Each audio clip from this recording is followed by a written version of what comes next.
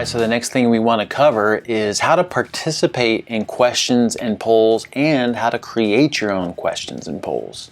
Questions and polls are one of the best things about this community because it's one of the main ways that we start to interact with each other. So the first thing that we might see is just a question. A question shows up as some bold text and then we're prompted to share an answer. When we click on share an answer, it basically takes us down to share a comment. And in that comment, we can share text, we can share a picture, a video, a link to an external site, and also an attachment, right? Pretty self-explanatory. The next type of question we might see is a percentage poll.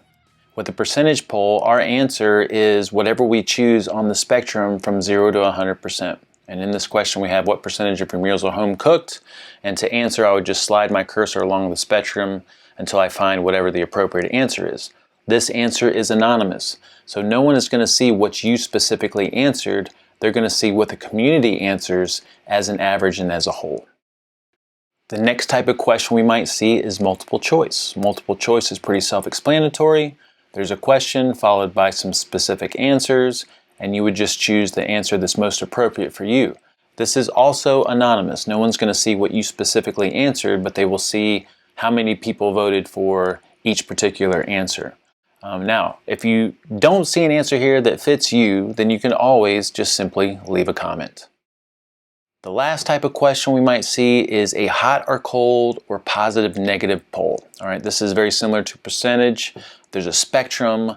Hopefully the question is asked in a way that is very clear what is hot or positive and what is cold or negative. In this one we have you either love camping, which is hot or positive, or you don't love camping, which is cold or negative, and maybe you're somewhere in the middle. So you'd simply hover your cursor along the spectrum until you find an appropriate answer. And again, your answer here is anonymous, but what you will see is the community votes as a whole, and you can also always leave a comment and share some kind of other content.